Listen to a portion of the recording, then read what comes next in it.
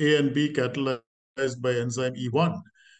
There's another way of converting this into what we call an enzyme-enzyme dependency graph. If they share a common component, then E1 is connected to E2. Now, this makes sense because these molecules are chemicals, whereas these are all proteins, the signatures of which we can detect using normal sequence analysis methods. I'm sorry, the screen seems to be stuck. Okay. Is anything moving on your screen? Yep, perfectly fine. Okay, fine. So we have functional annotation and non-homology-based methods and homology-based methods. So now let's focus on the functional annotation after we cover some of these terms that I'm going to use. A quick sort of refresh of what these terms are. The sensitivity is the number of true positives correctly predicted over the true positives and false negatives, total number of positives, specificity, and the Matthews correlation coefficient.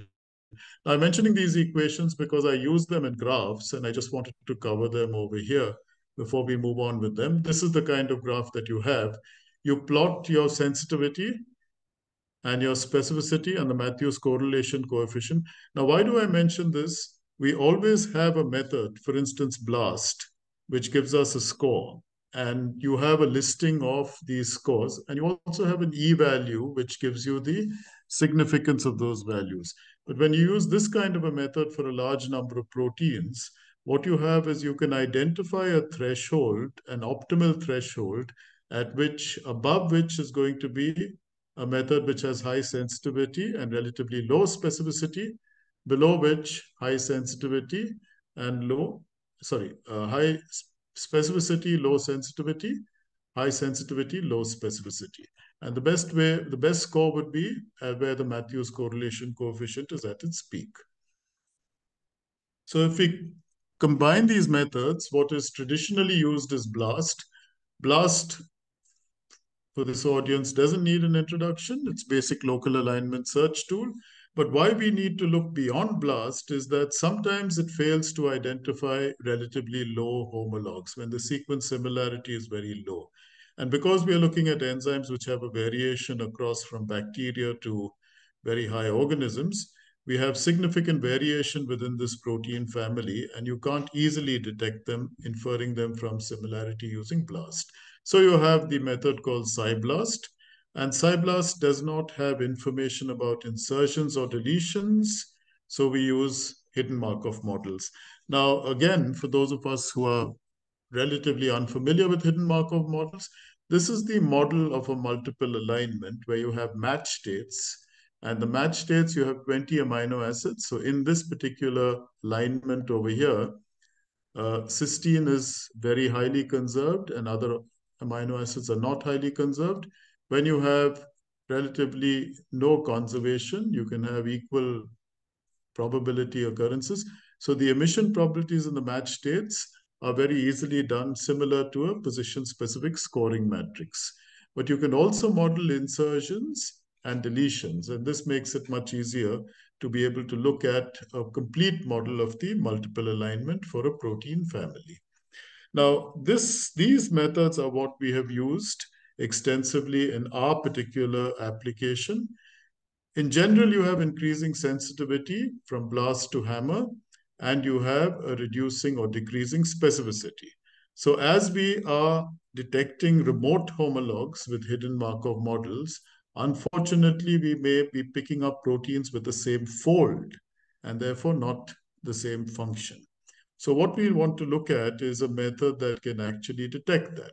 Now, here's a pictorial example of what I'm talking about. What you have is, this is an example of the protein kinase family. There are 6 subfamilies over here. And what we have is that you have red and pink columns, which should be color-coded and visible.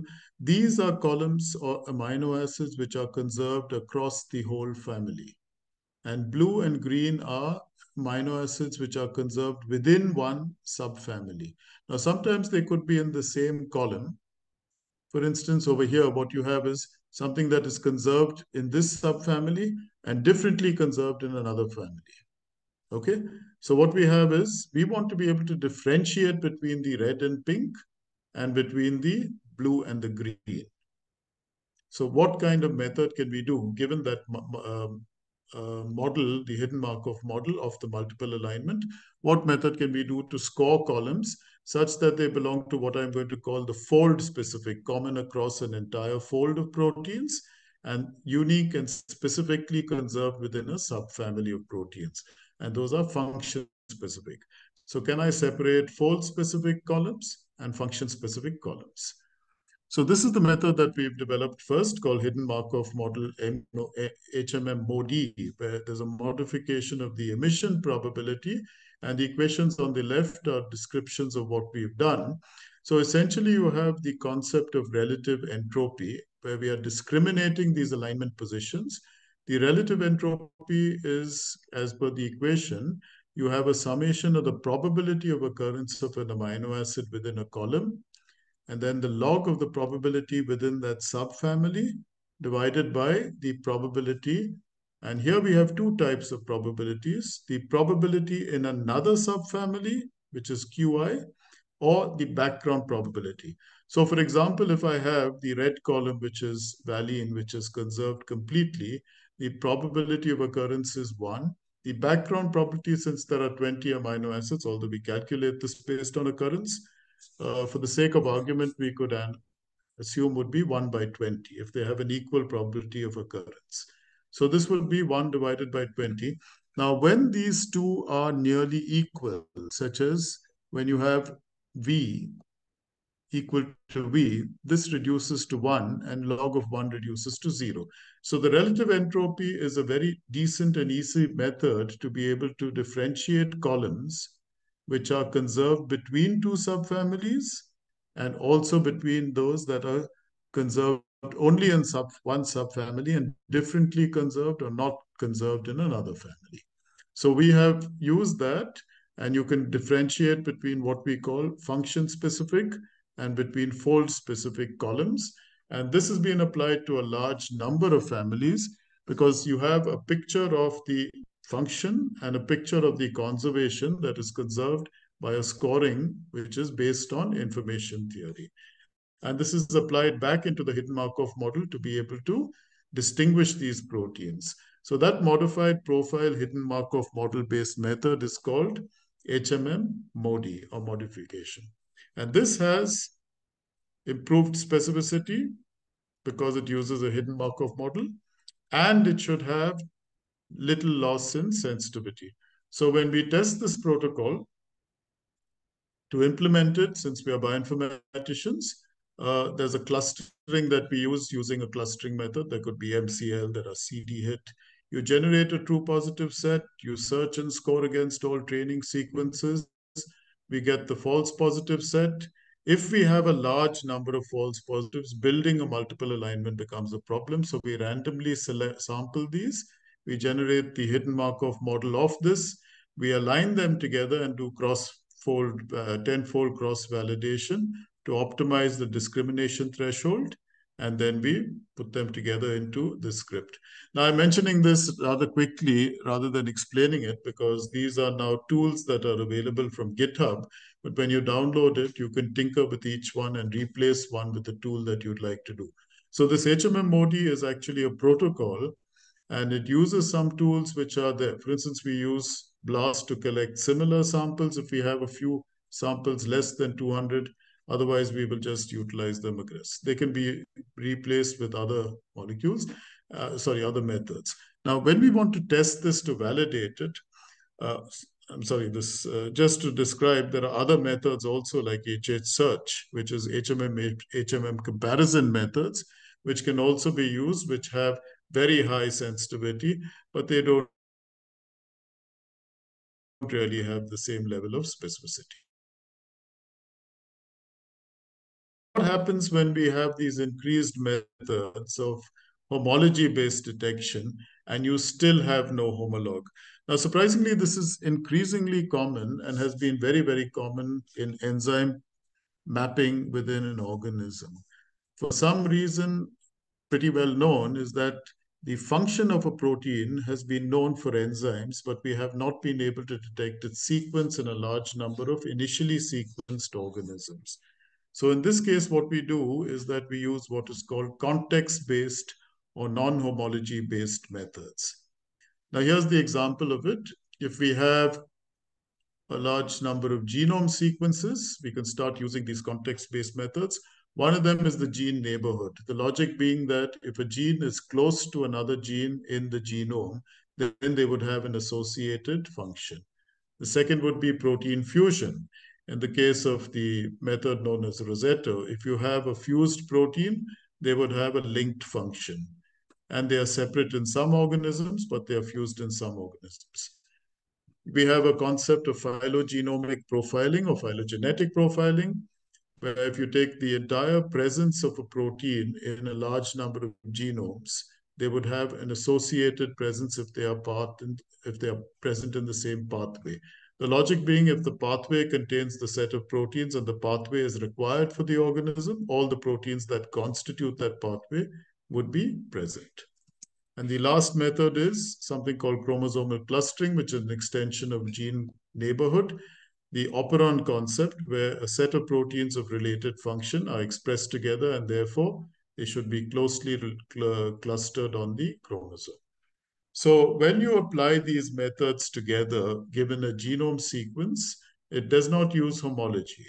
And one of the sites that we can extract this information is the string database. The string database has a large number of these parameters. There are also scores for them, but you have them based on, I'm not sure if it's very clear, but you can get it from the website. These concepts of gene fusion are scored for all proteins that are present.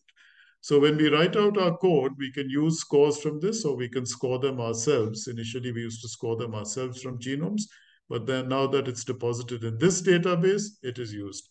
It is used that we in our protocols to do this. Now, why I'm mentioning this is that very often the routine method of inferring from homology is relatively commonly used. And that is driven by the fact that we have a lot of sequence information, and annotation of sequence information is also routine.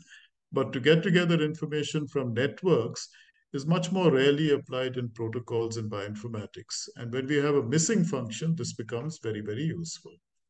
So these are the functions that I'm talking about. A missing enzyme is in a metabolic pathway is an enzyme whose function is known, but the sequence associated with it is not known. It could be that there is no homologue of the enzyme in any known species. This is becoming increasingly rare, but when we started this work about 15 years ago, about 24% of all enzymes had had no sequence that we could map to them out of the approximately 6,000 enzymes. That's reduced to a smaller number of about 4 or 5, but the method is also still useful. A local hole is where homologues are known for the enzyme, but it is not known in the species under study. Now, this is more relevant. If the protein has diverged so significantly from the common fold that is known, then the protein will not be picked up by normal homology-based methods. A choke point is an enzyme in a pathway that is uniquely consumed or uniquely produced. And these are useful when we are talking about drug target identification. But in this particular protocol, the holes are more important. So the protocols that we have for developing this are as follows. You build together a metabolic graph, convert this into an enzyme-enzyme graph. So this is part of a method that we've used published about 10 years ago. And then we get the neighbors of these. They are present in the enzyme list. If they are present, we discard them. If they are not present or they have partial EC number, we also discard them. If we have an in degree of 1 and an out degree of 1, then this is a choke point. Okay, if they don't have it, then we go back to 1. Now, these are local holes. So if we cannot identify any of these proteins at the end of this protocol, that means that these are local holes. So this is also available as a set of scripts from GitHub, and they can be applied to a large number of these various organisms. Now, the concept that we are looking at is that when you take a graph and it has a hole, either it is local. So in the example over here, you have 2 data sets that you want. One is from the graph, for an enzyme that is present, but the sequence is not known. So what we have is that from the network, we have its neighbors, which are schematically shown as N1 to N6. And the remaining set of proteins in the genome are candidate proteins. So based on these scoring methods that we have, you can rank every candidate protein as potential to fill this by scoring it based on a Bayesian score based on the combined connectivity score of these. And that should be the protein which has either a moonlighting function, meaning it has been annotated as another function but performs this function, or it has a protein of unknown function and therefore can be assigned this function. But its sequence is not very similar. Okay, so these methods are used. Now let me just put together all the results from these papers. The speed at which this method has been improved on has been published more recently, but it is now very functionally easy. When it was first developed sometime about 15 years ago, because the hidden Markov model was very slow, it could not really be applied in methods equivalent to what we were using routinely, such as with BLAST for annotation. But now that it has been improved, the speed has been improved. What you had earlier has been reduced many-fold, sometimes as much as tenfold, such that we can do this in a feasible time period. So here's the data set that we can look at. If we have 5 superfamilies, an example over here, where we have a number of sequences. So the test cases, can we identify or map these particular sequences in various organisms? And this is why this method is so good. So these are some examples, and these are the results on the right. With normal hidden Markov models, you have a high enough sensitivity, but the specificity, as you can see, can range from as little as 0.14, although in some cases it's relatively high. Once we apply our protocol, our specificity goes up almost in all cases to 1, with the exception of very few. And there is no reduction in the sensitivity. The sensitivity is still 1. So by applying these methods now, what we have is a sensitivity of 1 and a specificity of 1, which means that I am extremely sure about the annotation that is being described to my protein, and I'm also able to pick it up even if BLAST cannot pick it up. So my sensitivity is still improved. So this was applied to a large number of proteins, and some of them which were not able to be picked up with BLAST from an organism because of divergence, we could pick up using the hidden Markov model. So just to put them together in mapping of the metabolome onto an organism, I'm describing work that we did with Mycobacterium tuberculosis.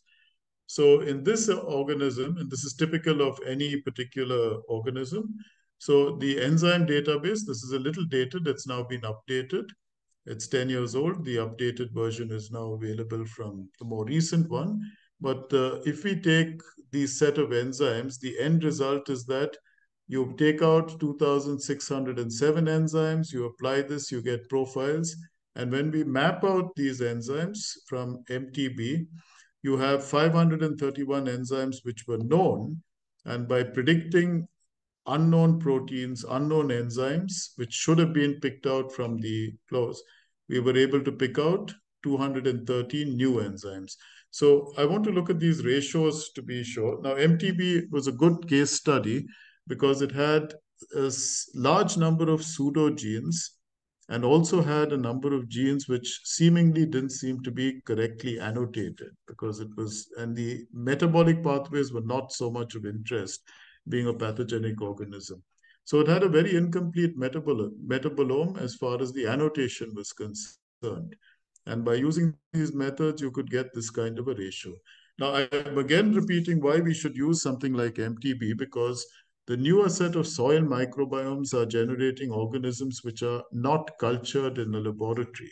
And hence we have organisms which are being described, or microbial organisms which are being described without a completely known metabolic enzyme pathway. So the fact that we have methods that can actually detect something that is nearly 50% of the enzymes over what was known, is something of utility. So this has been web-enabled as well, and one can use it. So if we use the hole filling and hole finding protocol in MTB, there are additional enzymes that are also picked up. So you had 213 from the homology-based methods with hidden Markov models, and now using the hole filling, which are the graph-based methods on top of that, there are also additional enzymes that we could pick out.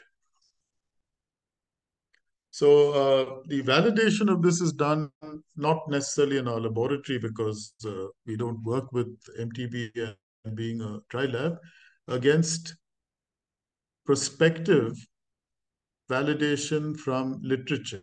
So this was predicted as part of a thesis about 8 years ago, and the proteins were identified from their function later when they were identified and validated because they were predicted by other groups. And so these are a set of enzymes and what we have as prepared. Now, in general, if we use hole filling protocols, they are not as sensitive as homology-based methods, but when we combine these methods together, this is from literature, which is from 2006, you could get the list of genes that comes up, and this is the scale from literature.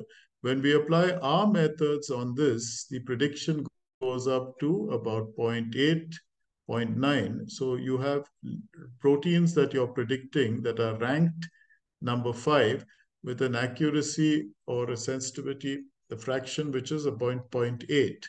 So we can pick out about 80% of the genes using the context or graph-based methods. If we combine them using the scoring scheme and extracting out content from string. 2006 is a long time ago, but it was one of the first principles to show this. But when you use the string scores and improve on the scoring scheme using that Bayesian score, we can get a much higher validation. So essentially, if you overlay this graph on top of what was earlier known, while you have the top ranked are also much better, the rest will be well above. It goes somewhere in the range of 0.8 to 0.9. So putting all this information together, now we have a set of protocols where given a set of sequences, we should be able to extract out the enzymes that are part or combined to form the metabolome. So the example that is shown for MTB, you have the ranks of these proteins, and like I mentioned, they were predicted, and we apply them together on MTB.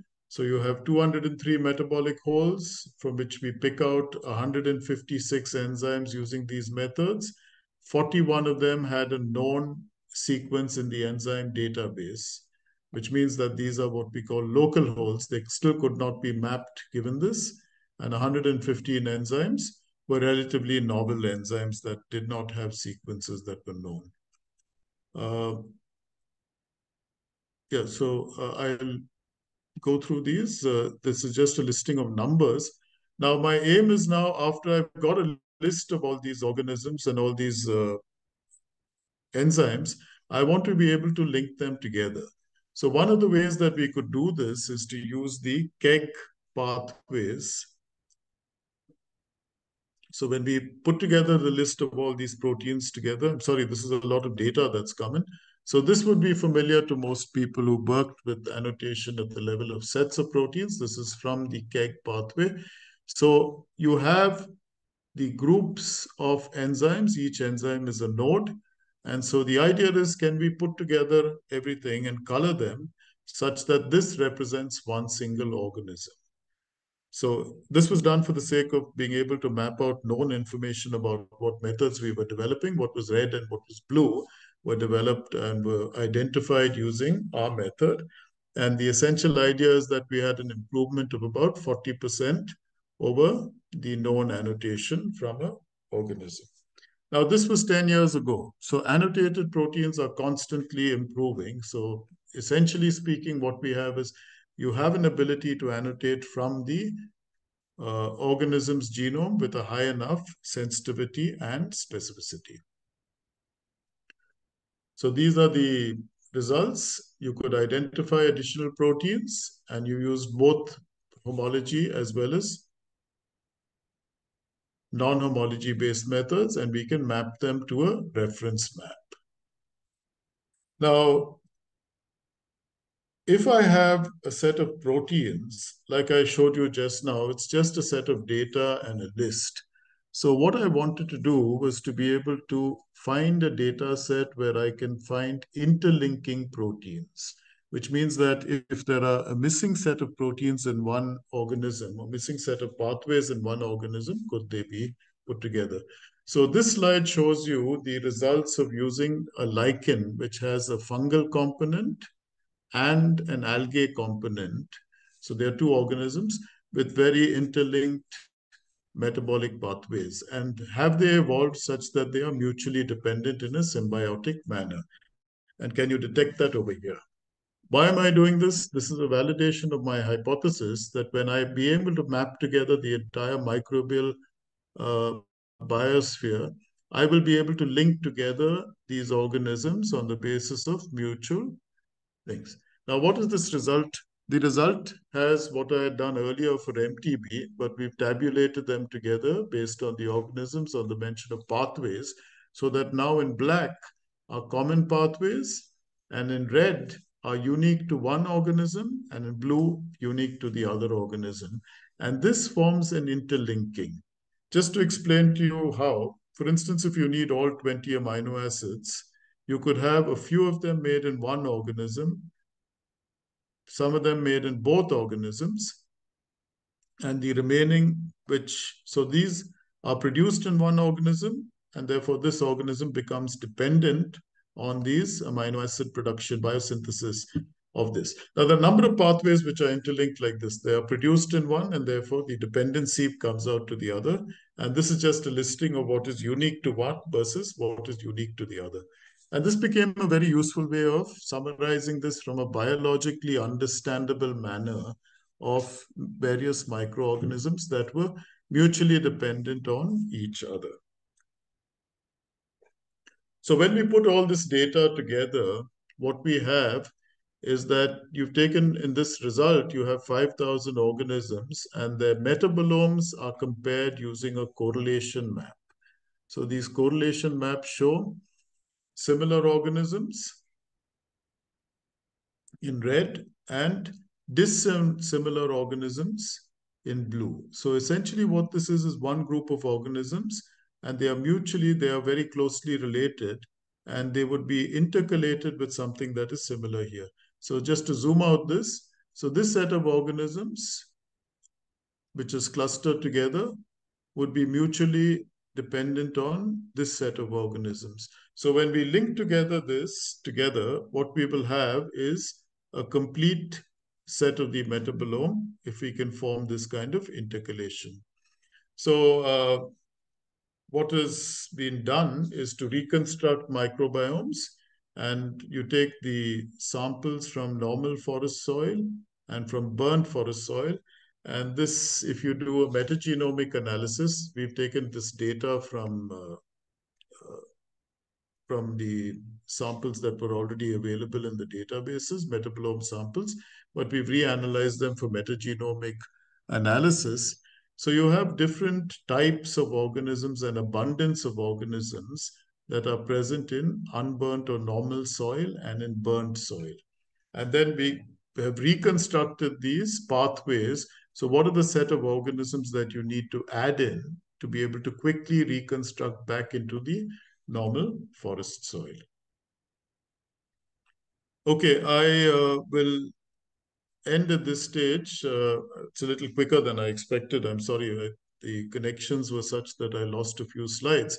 But I'd like to thank the 3 PhD students who've contributed extensively to this work. One who's just completed a PhD, and the other two, one is at EMBL and the other one is at Dalhousie, working on microbial reconstruction. Thank you, Xavier. I'll stop at this stage because it's much faster than I expected it to finish. If there are any questions, I can take them. Yeah, don't worry about it, Prof. Andrew. I think that's a very, very comprehensive work, and I really enjoyed the fact that you've actually listed out all the different algorithms. And I think, I'm sorry, I'm not directly involved in this field. I actually work a lot more in chemoinformatics, but it's the first time I've heard that hidden Markov, the HMM algorithm is actually being applied in bioinformatics, and actually hearing you explain about it. And I think that's amazing. That was an eye opener for me. So thank you very much. Yes. Okay, Okay. thanks, Steve. No problem. So I think while we are opening up the questions to the floor, I do have a few general questions that I do want to check with you. I think just now you mentioned that there are certain proteins where the sequence is the same. Sorry, the structure is the same, but the functions is not. Was that what you said, or have I misquoted? Yes, that's so the example is a Mm, protein kinase. So mm, protein kinase right. has a common function of Mm, phosphorylating a protein to switch it on, so to speak. yeah. But the substrates would be different. They would have different proteins. For instance, you have a G protein kinase, you have a protein kinase A, and therefore the proteins that they activate and recognize are different. Therefore, those signatures that they require would be different.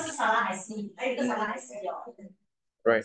Yeah. So I mean, again, coming from a very, very naive point of view, right? So I've always thought that, in homology modeling, you would always assume that the sequence would lead to the structure itself. But I think today, I think you've kind of changed my perspective on that. So again, I think I'm coming in from a very naive perspective. So thank you very much on that. Yeah. But evolutionarily speaking, right? Do you know? I think just now you were alluding to the fact, right? Like about kinases. Can you just elaborate more on that? Because I didn't really understand that. I'm sorry, Xavier, could you just repeat that question? Sure. Just now Bit you of were you just now you were explaining using kinases as an example, right? Can you just elaborate a bit more on that, just so that I can clearly understand that? Because I'm still trying to digest your words. Yeah. you're talking about the mapping of the enzymes? So just now I was asking a question on how the sequence is not necessarily sorry, you may Correct. have similar sequences, but you have similar protein sequences, but the structure can be quite different, isn't it? And then just now, I Right. think you were giving an example of kinases, right? Right. Can you just kind of elaborate more on that, just so that I can wrap my head around it, if that's okay? Okay. Yeah. So now so on the screen Mm-hmm. is the multiple alignment of a protein, which Yep. if you take the structures of these proteins, you Mm-hmm. could superimpose them on each other. Yep. Only changes that would happen would be the active site, because the active site area Mm-hmm. recognizes a different substrate, which is a different amino acid sequence, Mm-hmm. set of amino. Yeah. So essentially what you would have is you would have a lot of proteins, a lot of amino acids that are conserved, which Mm-hmm. are common in the fold. Mm-hmm. And for example, all these protein kinases bind ATP, and therefore the Mm-hmm. ATP binding site would be conserved in the Right. entire set of families.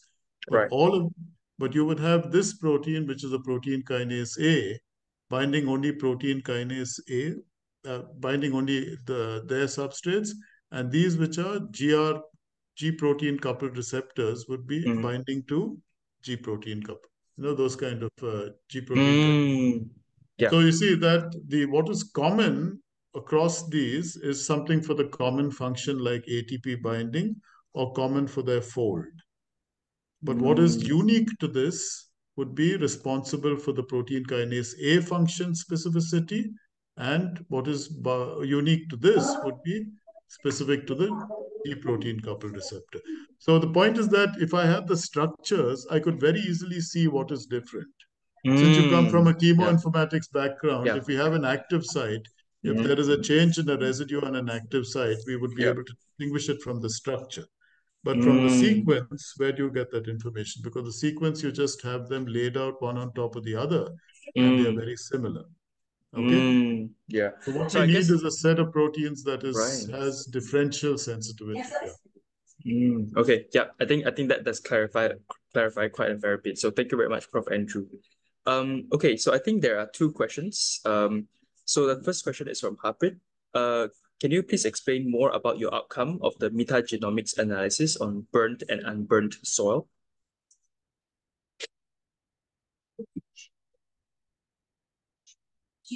Prof, you're muted, just FYI. Yeah, sorry. I was just trying to change the slides. Okay, so the protocol essentially is that you would take sequencing reads from soil microbiomes. So the experiment is now just extract out the RNA and then sequence it. Okay, and what we get is then an annotation requirement or the analysis without assembly. What we are doing is taking the reads and we're going to simply map them against the set. Now, this is a metagenomic classification or taxonomic identification. And these protocols are now also very well developed. So there's a method called Kraken, there's another method called centrifuge. We use a combination of them and read through them. The end result is if you are sequencing only the ribosomal RNA, which is what is conservatively done a few years back, but now you take the total RNA, you get a set of organisms or microbial organisms. And from our reconstructed metabolomes, we can reconstruct the entire set of expected metabolic activity because the sensitivity of extracting out RNA is not very high. Okay, so we get the set of reconstructed microbiomes. Now, these are examples that you have from real data. So this is from the burnt sample, and these are the kind of organisms that are present in forest soil that has burnt. And this is an example of the same forest from an area that is unburnt. So the idea is this should reach this stage. And how do we fit this to this stage is to use those metabolic activities as pathways to fill in the blanks. Now, these are the set of groups of organisms because the individual organisms, there are thousands of them, but you could find individual organisms by intercollecting the pathways and finding out which are missing pathways which are required to move from one to another to fill in this particular set of organisms. Now, what you have over here are also those that are very resilient. You also have another point of view that you need to pick up, which is what are the carbon moieties that are necessary to be metabolized or fixed to be able to reach this stage.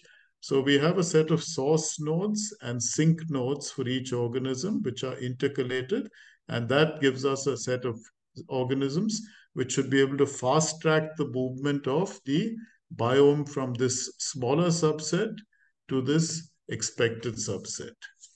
Okay? Thank you, Dr. Abdul. All right. Okay, thank you very much, Prof. So here's another question, Prof. So thank you very from Akriti. So thank you, Prof. Lynn, for your insightful talk. We wish to understand from you what are the drawbacks of HMM that it cannot cover the predictive advancements like the AlphaFold. Okay, I have a personal liking for HMMs, Akriti, because I worked with them for about 15 years. So I don't think of them as having any limitations in that sense, except that they are slower. But they give you much more information.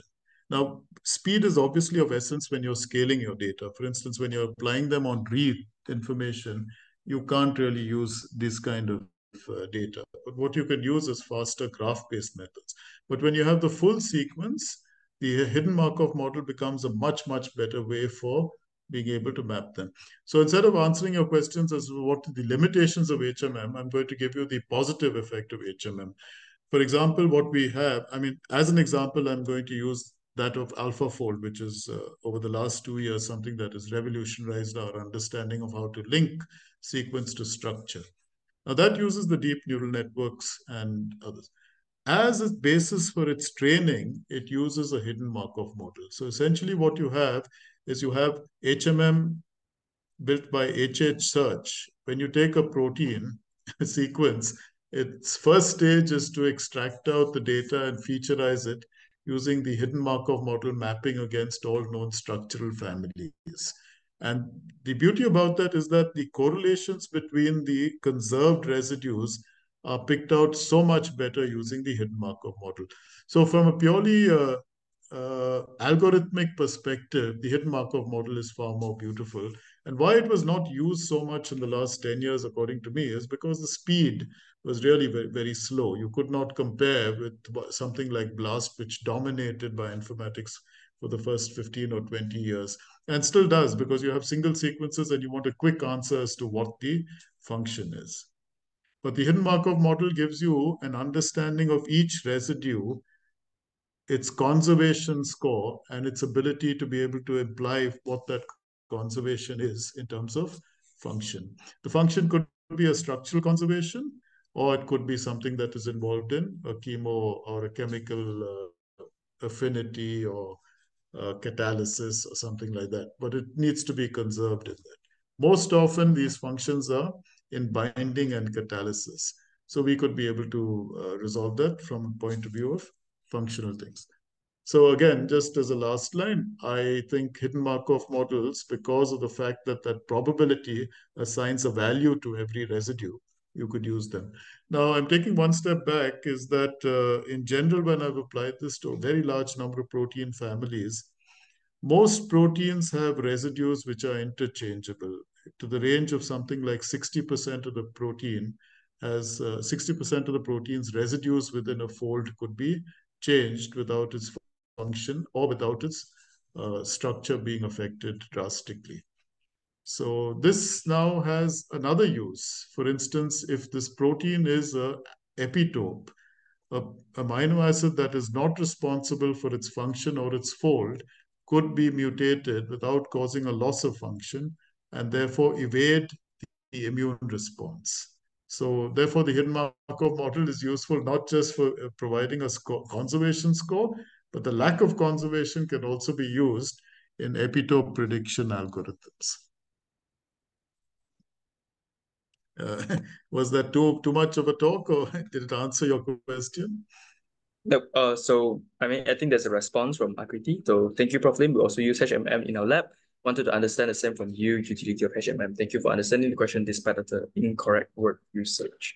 But yeah, I mean, it's obvious that you ooze the passion for HMM. I think that's really, really cool. I think it will be I think one thing that I take away from your talk personally would be to see how HMM can actually be used in chemoinformatics. I think people have been applying HMM in understanding molecular dynamic simulation. I think that's something that, after this talk, I think that's something that I want to explore as well. So, thank you very much, Prof. Andrew, for educating us, or at least letting me know that even HMM can be used in bioinformatics as well. So thank you very much, Prof. Thank you. Xavier, just before I log out, I wanted Sure. to just say that it's not so much, the HMM is a little dated in the sense that I like it, but it's very good for typing function to the protein. But what my algorithms could not show in the last few slides is the interconnections and networks, the graph theoretic applications are also of great application. And you could link together proteins from the point of view of metabolic function, Yeah. from a metabolic pathway. And we could also link together microbial organisms from the point of view of ecosystems. And these algorithms are actually coming up because they've been applied in social network analysis. They could be reapplied in bioinformatics analysis. And I could not show some of the methods in these because unfortunately they are not available on the computer I was traveling with the detail at which I could show you the hidden Markov model. But when we finish and publish this paper, you should read it and see from the background methods that we have graph representations which are coming out, and I don't mean only my group, I mean internationally, graph representations to interlink data is rapidly becoming an area of application in bioinformatics. Well, yeah, it's unfortunate that you don't have those presentation slides with you. I guess we have to invite you back for the second time then. So, but thank you very much, Prof. Andrew. That was a great talk, very, very clear. Really appreciate Thank you, Xavier. And for those silent people, there's already a request for a separate talk on graph representation. So, yeah, so that's great. Okay. I think thank you very much, Prof. Andrew. I appreciate it. So I'm going to stop the recording here.